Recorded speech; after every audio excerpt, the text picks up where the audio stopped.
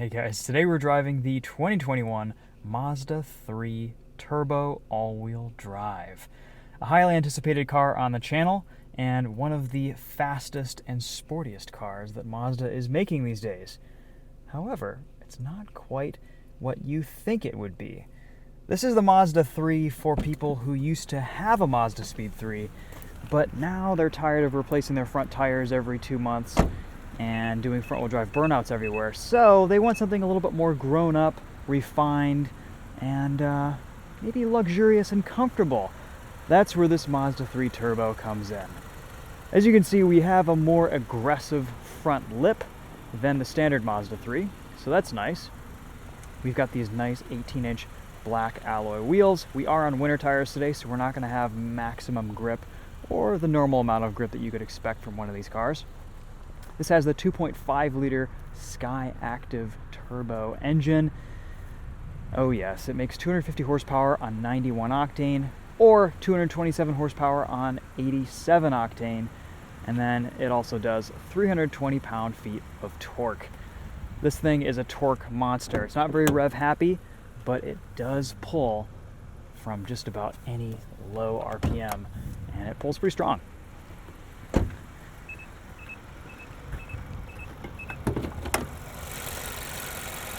There it is, pretty standard looking stuff from Mazda. Centered just ahead of the front axle. This Mazda 3 just drives really well. I'm very impressed with it this week. Spent a lot of time in our new Mazda CX-30, and it's interesting to compare how this car is compared to that. There's definitely a lot less space in the back seat of this Mazda 3, but it's not far off. Your headroom is a little bit limited, but legroom, foot space, maybe just a little bit less back here. It feels a little bit more cramped. But that said, the front seats, the cockpit, the driving position, the view out of the front area is very nice, and I don't feel cramped up there at all. So as a driver's car, pretty solid option. If you have a small family or no family, this would be a great daily driver. The sedan actually feels a little bit bigger in some respects, but I think this hatchback is kind of the one to get. It looks the best. You've got, of course, the utility from having the ability to fold down the rear seats. And I don't know. The Mazda 3 hatchback is kind of the traditional sporty Mazda 3, at least in my mind. Of course, you've got all of the top trimming options in this Mazda 3 Turbo. This is about a $34,000 car. So you've got all the interior bits, a Bose premium audio system, which sounds fantastic. We'll be doing a sound system test later on in this video. Of course, Apple CarPlay, Android Auto are standard. This one has a heated steering wheel and heated seats, something you don't get in the standard Mazda 3, I believe. This has got to be the nicest interior space of any car under $40,000 these days, especially in a hot hatchback. I think you'd have to go into Mercedes territory to do any better. The leather, the way everything is designed, the aesthetic of it all, pretty top marks for Mazda on doing a great job with the interior. Really, my only complaint, you've got some gloss black right here, and as you can see, it's already pretty scratched up, even after 1,100 miles. So that's kind of a shame, but otherwise, everything else in here is really high quality. The leather feels fantastic. The ergonomics are super easy and very nice to use. If you guys have seen me review any Mazda products recently, after spending some more time in them, you really become one with the interfaces and the controls. This infotainment is actually fantastic once you kind of get an idea of what you have to do to use it. There are quick access buttons that take you to exactly what you need. The scroll wheel kind of becomes muscle memory after a little while. There's a lot of customizability within the settings. You can go and basically just kind of set this car to your preferences. A couple weird Mazda annoying things, as you heard when I first started the car up. You get about 8 chimes reminding you to put your seatbelt on. The way around that is just put your seatbelt on and it doesn't go off before you start the car. And then Mazda's doing this really weird thing where if you, let's say you got your seatbelt on, you put it into drive or reverse, the handbrake stays on and it won't turn off until you tap the gas. So you always have this kind of weird lurch upon setting off. Kind of strange. I wish there was the ability to go in and turn that off in the settings. Mazda, I'm petitioning you for a software update to just enable that. That would be great. Otherwise, pretty standard stuff. Nothing too much different in this car than what we've seen in other Mazdas. Besides the MX-5 Miata, this is the most athletic Mazda on sale. No manual transmission option yet, but if a lot of people are clamoring for it, they may develop it in the future, who knows. Right now we have this fantastic 6-speed auto, and it is a very nice unit.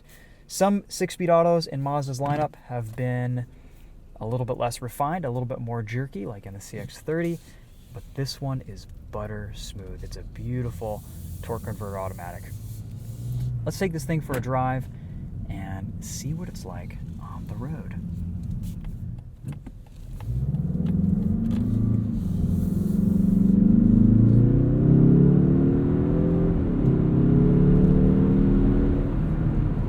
You get quite a bit of power fall off towards the higher RPMs. After 5,000 RPM, there isn't really a whole lot going on here. But below that, this thing is a torque monster. And I actually think it sounds pretty good. You've got paddle shifters, sport mode, a manual shift mode, which is the proper shift direction, forward for downshifting, back for upshifting, just like a rally car. The paddle shifters are responsive. Again, always a great 6-speed automatic from Mazda. Personally, I just like to leave it in automatic mode and let it do its thing.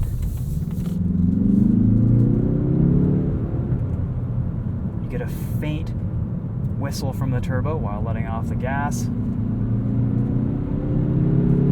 Lots of torque, and the 6-speed does a great job holding gears for you, so you don't have to always be downshifting excessively.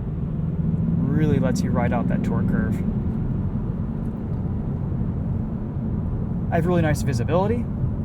It's quiet in here. It's super refined. I feel like I am in a luxury hatchback. The ride quality, the NVH, everything here is just really well done. Let's do a 0 to 60 and see what it's like. We'll even turn traction control off.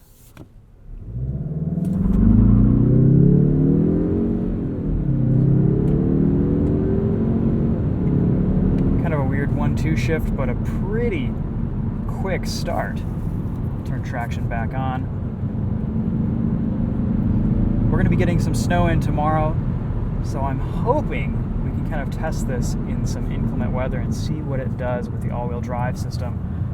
I'm not entirely convinced you need all-wheel drive in a car like this, but you know what? If I've seen any of the comments on Veloster N and Civic Type R videos lately, it's that everyone wants all-wheel drive in their hot hatchback. So hopefully this will satisfy some consumers. And according to Mazda and their philosophy with traction control, you should be able to turn everything off since this isn't a crossover.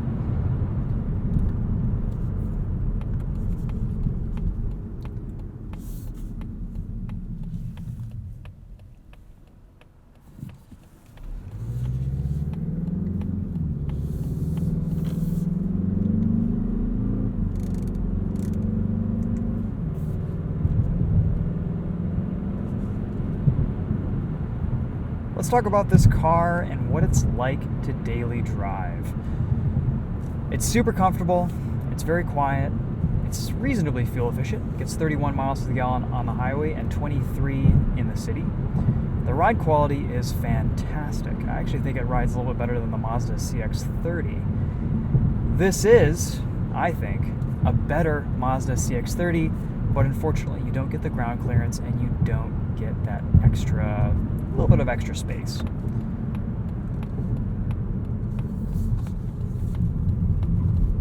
I think this is one of the nicest and most refined overall cars that Mazda makes these days. 34 grand is pricey. If you were to get a base model Mazda 3, I think you'd be hard pressed to find anything else that drives and feels that nice. But this fully loaded top trim, I don't know, for everything you get here, I think it's appropriately priced. It is a lot of money to pay for a small hatchback. But with with everything you're getting, this premium audio system, the heated cooled seats, the infotainment, the design, the luxury, the feel of this car. A little bit of understeer upon corner entry, but it kind of sorts itself out. Hazard reported ahead. And that could also be that we're on winter tires today. So while we're just cruising behind some slow traffic here, let's go in and listen to this Bose audio system. We've got our favorite track queued up here.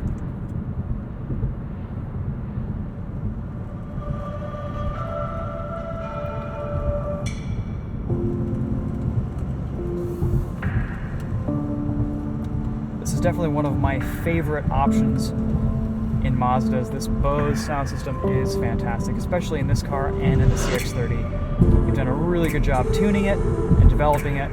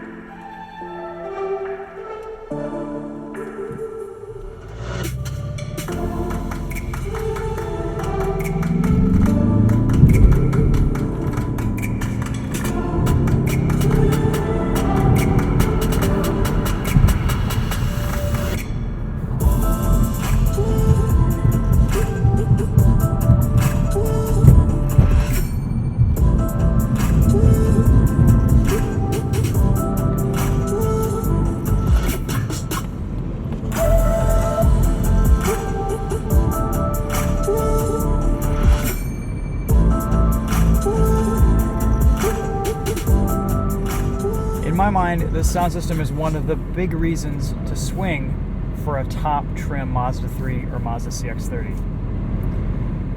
So this car on the highway, same deal, comfortable. We're getting a little bit of noise from the winter tires, but that's to be expected. The radar cruise is pretty average for Mazda. It does a good enough job. It can be a little bit brake sensitive sometimes, but you can also go into the settings and adjust a lot of those parameters. You can skip 5-mile-an-hour increments very easily with this button over here. And at first, when you're first getting into these cars, these buttons can be a little bit confusing and weird to operate. You kind of want to just press up on them, but once you get the hang of it, they become second nature. In this car, we've got steering assist, which keeps us nicely centered between the lines, and you can change between that mode and standard cruise control right there, which is very easy, which I appreciate. Sometimes it's nice to just have traditional cruise control without the radar guided system. And as long as you're aware that that's the mode that you're in, it's kind of a nice feature to be able to instantly engage that. Over here you've got your audio controls. You can change your volume, your source, you can mute things. You can also change the center info display on the digital gauge cluster. Got a few different options there. But overall, the displays are pretty minimal and there really isn't a whole lot of information to see. I do really like this infotainment. I think it's beautifully integrated into the dash. I like the widescreen aspect ratio. And of course, it's very quick and responsive to use. All the settings, everything that you do is pretty instant. Mazda's done a really nice job calibrating this scroll wheel and just this slightly more refreshed version of this infotainment. It's a little bit prettier, it's a little bit easier to kind of navigate around things, but ultimately it's very similar to the last version of this that you still have in the Mazda CX-5, for example. Once you get used to it after a couple of weeks of use, you kind of figure out all of your shortcut buttons and everything. You get all of your satellite radio favorites done. It's a very nice system to live with.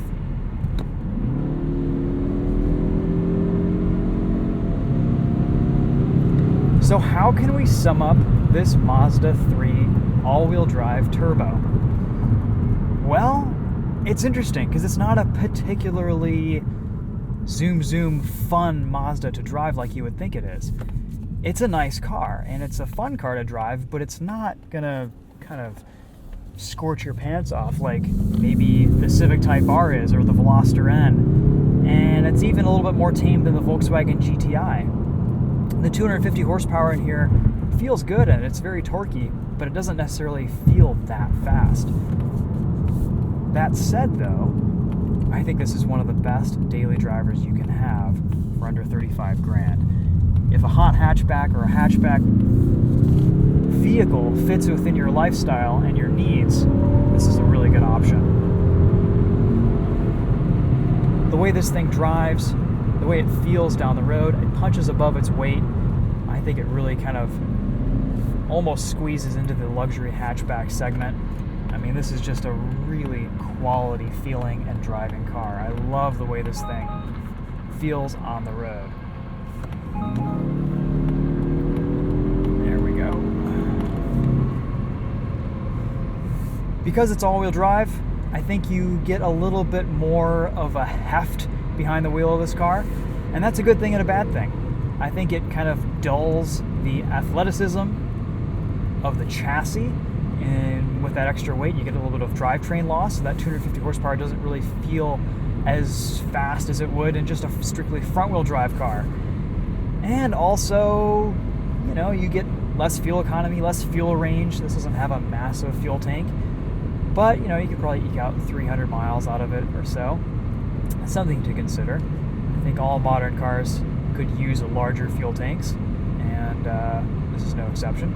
But it is nice that you can put premium gas in, get a little bit more horsepower if you want, if you're going for a spirited drive, or just throw in regular and the car will put you down to 227 or so, just to kind of save a little bit of money at the pump. Visors do a nice job of blocking the sun, and unlike what the straight pipe said, you do have a little sun blocker there, and as long as it blocks the light, I'd say it counts.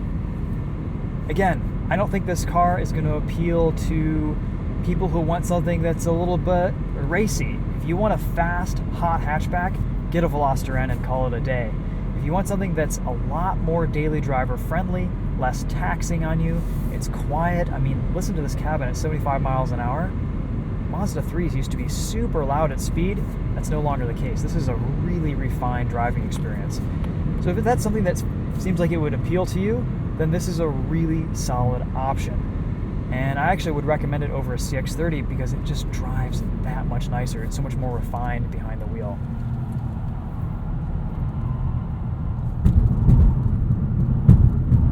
Get a little bit of rotation off throttle, and of course we're not going to have that much grip today on these winter tires.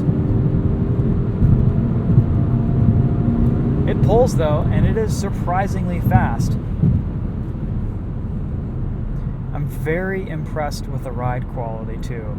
I got into this car and I was expecting it to just ride a little bit harsher, but I mean, this rides as well as anything that Mazda makes. It's really supple, it's very well damped. You get just enough performance out of the suspension tuning. It's a really solid setup, and I think Mazda has nailed the balance with this car.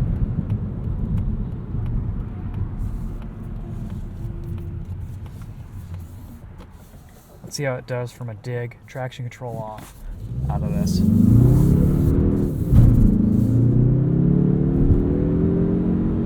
This does have G vectoring control plus, so we've got a little bit more rearward torque distribution than we would in a normal Mazda product. And I do have to commend Mazda on their traction and stability control systems, and actually a lot of their driver assist systems. They are pretty unnoticeable. They just happen in the background. There's never any abrupt traction control lights flashing or stability control kicking in, completely cutting power. Everything is very progressive and linear and in the background. It's not distracting, which I think is fantastic. Alright guys, well, pretty top marks for the Mazda 3 Turbo all-wheel drive. If it were me, I'd have it in front-wheel drive only and a 6-speed manual, but you know what? I think this still makes a lot of sense. Besides being just a little bit pricey, this is a really solid option. It kind of reminds me of, you know, a higher-end Volkswagen Audi product, but with, of course, Japanese reliability. Speaking of which, here we are. But yeah, this thing is awesome. It's a really solid all-rounder, and if you bought this and drove it every day as kind of the daily driver, and you wanted it to blast around a back road occasionally, I think it would serve you incredibly well as a fun and enjoyable hatchback. All right, that's it for the Mazda 3 Turbo. Be sure to check out our reviews on Winding Road Magazine and the Daily Motor YouTube channel too. We'll be doing a night drive on this car, and hopefully we'll get some inclement weather later this week. We can go out and have a little bit of a hoon in this, test the all-wheel drive system in the snow. Thanks for watching, guys. We'll see you in the next video. Take care.